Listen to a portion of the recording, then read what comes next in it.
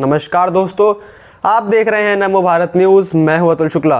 दोस्तों, बंगाल 2 तारीख से लगातार जल रहा है। वहां पर सरेआम लोगों को मारा जा रहा है, वहां की बहन बेटियों को भी मारा जा रहा है। उनके साथ रेप की घटनाएं भी सामने आ रही हैं और उनका बस कसूर इतना है कि वो भाजपा समर्थक हैं या फिर भाजपा कार्यकर्ता हैं, और भाजपा इसके बावजूद भी मूक बैठी है।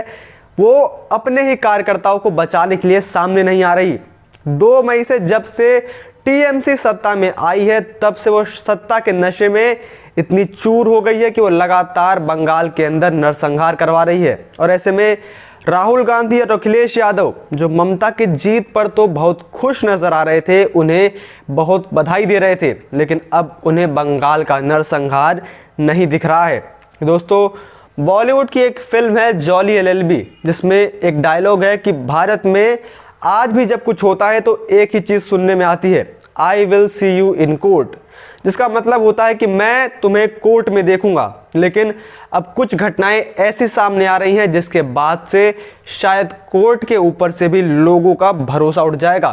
दोस्तों, हमारे देश का दुर्भाग्य ही यही है कि यहाँ पर आतंकियों और क्रिमिनल्स के लिए तो कोर्ट आधी रात को भी खुलवाए जा सकते हैं, कैंडल मार्च निकाले जाते हैं, JNU के पढ़े लिखे युवा लोग उनके लिए धरना प्रदर्शन करते हैं। लेकिन जब हिंदुस्तान के अंदर हिंदुओं को प्रताड़ित किया जा रहा हो तो यही लोग शांत बैठ जाते हैं। भगवान इनके कंठ से बोलने की शक्ति छीन लेता है।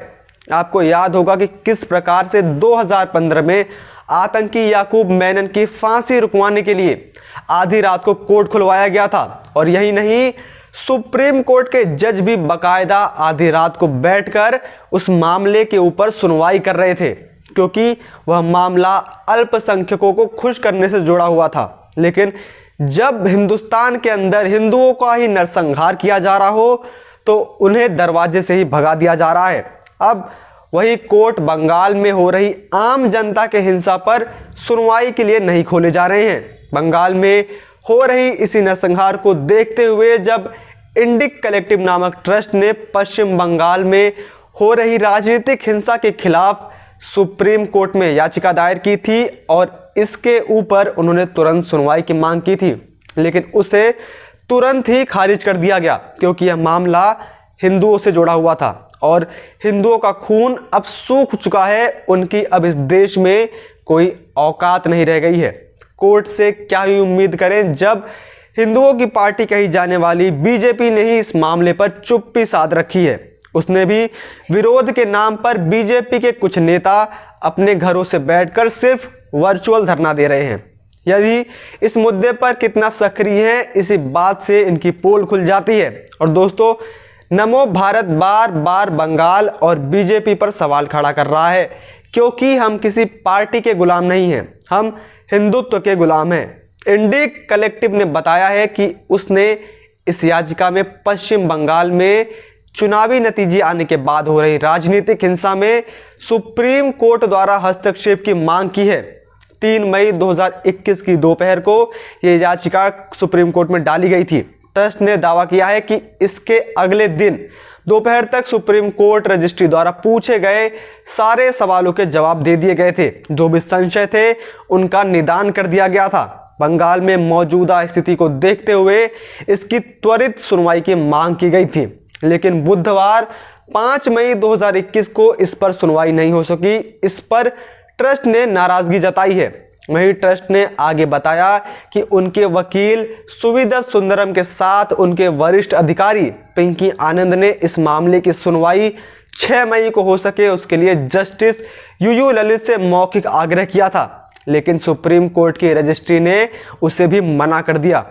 आपको बता दूं कि पश्चिम बंगाल में अभी भी नरसंहार चालू है और हजारों की संख्या में लोग बंगाल से पलायन करके असम के अंदर शरण लेने को मजबूर हैं। वहीं इंडिक कलेक्टिव ने बताया कि 6 मई को अर्जेंसी को लेकर दूसरा पत्र भेजा गया, लेकिन उसे भी अस्वीकार कर दिया गया। इंडिक कलेक्टिव ने ट्विटर के माध्यम से कहा, ये काफ़ी दुर्भाग्यपूर्ण है कि सजायाफ्ता आतंकियों के लिए सुप्रीम कोर्ट आधी रात को खुल सकता है, लेकिन पश्चिम बंगाल में राजनीतिक हिंसा के खिलाफ याचिका लिस्ट तक नहीं की जाती है। अभी भी लगातार जाने जा रही हैं। स्पष्ट है कि कुछ लोग बाकियों से ज़्यादा बराबर हैं। जब घोषित आतंकवादियों को छुड़ाने के लिए आधी रात में सुप्रीम कोर्ट का दरवाज़ा तक खटखटाया जा सकता है, तो बंगाल की हिंसा को लेकर ऐसा क्यों नहीं हो रहा है? क्या हिंदू होना इतना बड़ा पाप है कि तुम हिंदू हो तो तुम्हें न्याय भी नहीं मिलेगा? वहीं दूसरी तरफ मीडिया, जिसे प्रजा का आंख और कान माना जाता है, वो भी इस मामले में शांत है। लोकतंत्र के अंदर प्रजा ही राजा होता है और मीडिया का काम यही है कि प्रजा तक सच को पेश करे। लेकिन मीडिया के एजेंडे और प्रोपेगेंडा में बंगाल के लोगों के आंसू फिट नहीं होते हैं, वो उनके आकाओं के प्रोपेगेंडा में फिट नहीं बैठते हैं। इस समय मीडिया धृतराष्ट्र की तरह कुछ देखने में समर्थ नहीं है। लेकिन क्या है ना कि धृतराष्ट्र सिर्फ आंखों से अंधे थे, लेकिन आज के ये सच के रखवाले अपने ज़मीर और नैतिक जिम्मेदारी से भी अंधे हैं। बंगाल में लोग रोए तो रोए, हमें क्या, हमारी रोटी उससे थोड़ी चल रही है। जहां पर भाजपा सरकार है, उस राज्य में अगर चींटी भी मर जाए तो हम उसे कवर करेंगे, क्योंकि भाजपा के राज्य में एक चींटी की मृत्यु हो गई, यानी लोकतंत्र की मृत्यु हो गई। बंगाल में मारे गए लोगों में अधिकतर विपक्षी भारतीय जनता पार्टी के कार्यकर्ता बताए जा रहे हैं। केंद्रीय मंत्रियों के काफिलों तक पर हमले हो रहे हैं, पर मुख्य धारा का देशी और विदेशी मीडिया ऐसा लगता है कि चद्दर तान कर सो रहा है। प्राइम टाइम के पत्रकार अभी कुछ दिन पहले दिल्ली के स्टूडियो में बैठकर लखनऊ को लाशनऊ कहकर अपनी क्रिएटिविटी दिखा रहे थे। अगर मैग्सेसे विजेता ये पत्रकार दिल्ली से 550 किलोमीटर दूर लखनऊ की रिपोर्ट दिखा सकते हैं, तो यकीनन 1200 किलोमीटर दूर पश्चिम बंगाल की भी खबर दिखाने में उन्हें उतना कष्ट नहीं होना चाहिए। या हो सकता है कि किराया थोड़ा ज़्यादा लग जाएगा, क्योंकि वह दीदी की सरकार है। भाजपा राज्यों में जाने में शायद कम किराया लगता होगा।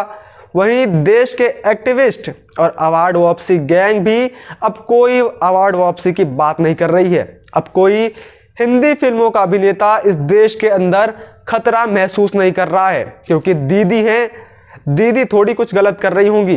दोस्तों, एक कहानी है, आपने भी सुनी होगी कि एक मेंढक सांप से दोस्ती करता है और उससे अपने गांव में ले जाकर सारे मेंढकों को एक एक करके खिलवा देता है, जिससे वो उस गांव में अकेला शांति से रह सके।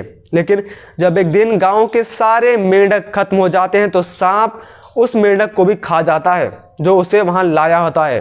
तो बस इस कहानी का मतलब इतना ही है कि चाटुकारिता के मुंह में पैरों के नीचे इतना भी मत आओ कि एक दिन वही पैर तुम्हारी गर्दन पर से चढ़कर चले जाएं। अभी भी समय है, मीडिया और ये बुद्धिजीवी लोग अगर सुधर जाएं, वरना वक्त का पहिया जब घूमता है तो अच्छों को पानी पिला देता है। बाकी आपकी इस बारे में क्या राय है, आप कमेंट बॉक्स में ज़रूर बताएं। इतना ही नहीं, अगर आपको यह वीडियो पसंद आई हो तो इसे लाइक करना ना भूलें और इस वीडियो को ज़्यादा से ज़्यादा शेयर करें, ताकि केंद्र में जो बीजेपी की सरकार सो रही है उसकी नींद टूट सके। जय हिंद, जय भारत।